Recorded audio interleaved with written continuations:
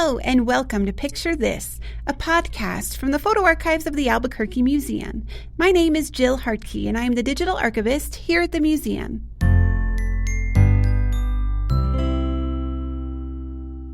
Today we take a look at the historic but brief life of a naval airship called the U.S.S. Shenandoah. The Photo Archives of the Albuquerque Museum has a small collection of photographs that document the short life of the country's first rigid airship. In a total of 57 flights, the airship covered 28,000 miles across the country. In the museum's photographs, the U.S.S. Shenandoah is flying over land and sea. Here's the story behind the photographs.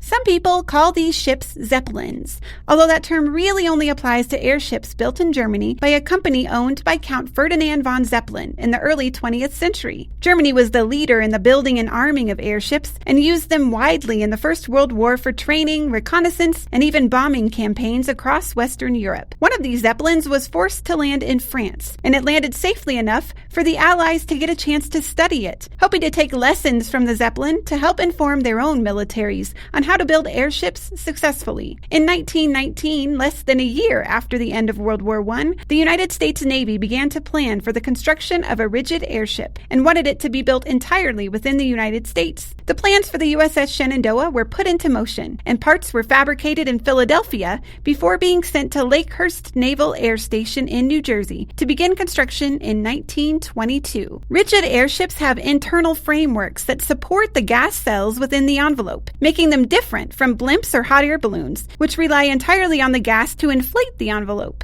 The majority of airships at the time used hydrogen as a lifting gas, but the Americans used helium, giving the airships a higher level of safety. The choice of helium was interesting because the United States did not have much helium. It was a scarcity. Inflating the airship required the United States to purchase most of the world's reserves of the gas at a cost of over $115,000 in 1923, which translates to over $1.7 million in today's money. At the time, it was a staggering price. The U.S.S. Shenandoah was 680 feet long and weighed 36 tons. She was designed to travel 5,000 miles at a speed of up to 70 miles per hour. She made her first flight on September 4th, 1923, and was christened the U.S.S. Shenandoah on October 10th, 1923, by Marion Bartlett Thurber, the wife of the Secretary of the Navy. The mission of the nation's first airship was mostly reconnaissance. For the first year, the ship was used in training and tactical exercises for the U.S. Navy, but a lack of support facilities around the country meant that there was only so much training that could be done. In October of 1924, the U.S.S. Shenandoah was able to complete its first transcontinental flight when it flew from Lakehurst, New Jersey to California.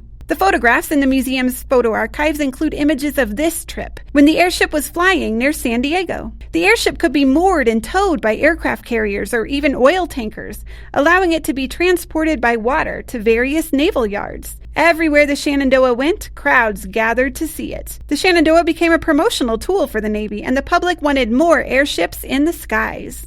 In 1925, the U.S.S. Shenandoah began a tour of the Midwest, in which it was scheduled to visit state fairs and do testing on new types of mooring masts.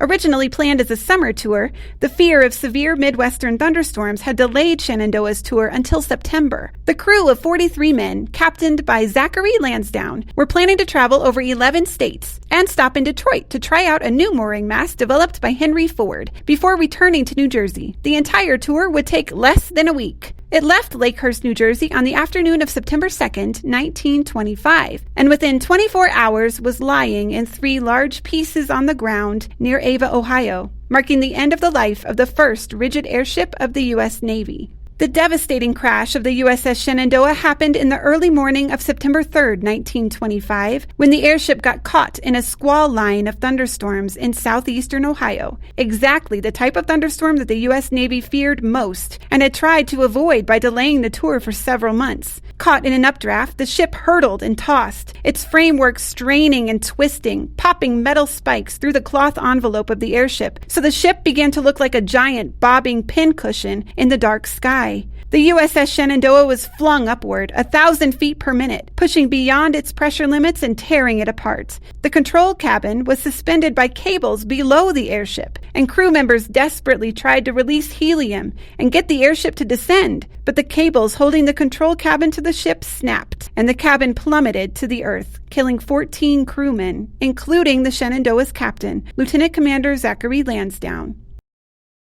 Amazingly, most of the airship's crew survived in dramatic fashion, literally riding pieces of the U.S.S. Shenandoah to the ground. Not far from where the control cabin crashed into the hills near Ava, Ohio, 18 men rode the stern to the ground, where it landed and rolled in a valley, along with 4 more crewmen who survived a crash landing by riding the central section of the ship to the ground. 7 more crewmen managed to survive in the bow, when, upon separating from the rest of the airship, Lieutenant Commander Charles E. Rosenthal navigated the bow like a balloon, bouncing along the thunderstorm's currents and eventually landing 9 miles south in Sharon, Ohio. When the skies cleared, 29 of the 43 crewmen aboard the Shenandoah survived, many of them able to walk away from the crash sites under their own power. The loss of the ship was a shock, but the loss of the expert crewmen, especially Captain Lansdowne, who was popular with the public as one of the earliest pioneers and promoters of airships, was devastating. An investigation into the crash uncovered that Lansdowne, a native of Ohio, had asked for a further postponement of the Midwestern tour, citing concerns over the possibility of severe thunderstorms. His trepidation of the volatility of Midwestern weather was further heightened by his knowledge that the airship had been modified to preserve helium. He himself had called for the removal of a number of air valves in the U.S.S. Shenandoah, which helped to preserve the precious gas, but also made the ship less able to withstand severe winds and updrafts. The U.S. Navy refused to delay the tour any longer, citing the promotional need for the public to see for themselves the huge investment the government made in rigid airships. After the crash, improvements were made to rigid airships, including stronger hulls, increased engine power, incorporating the cabin into the keels of the ship instead of hanging from cables below, and better meteorological technology for forecasting weather patterns. Over the next decade, 3 more rigid airships would take to the skies, but 2 of them would meet similarly untimely ends. The U.S.S. Akron crashed in a thunderstorm in New Jersey, and the U.S.S. Macon crashed into the Pacific Ocean. Both disasters claimed the lives of several of the crewmen who had survived the U.S.S. Shenandoah. By the mid-1930s, enthusiasm for lighter-than-air craft was diminishing, and funding was hard to come by. Any lingering hopes that the American public held about a possible airship fleet went up in flames with the Hindenburg in 1937, which caught fire and crashed while trying to dock at the mooring mast of the Lakehurst Naval Air Station in New Jersey, where the U.S.S. Shenandoah was constructed and launched. Across a 10 or 12-mile section of southeastern Ohio, you can still find several memorials marking the 3 main locations of the crash sites of the U.S.S. Shenandoah.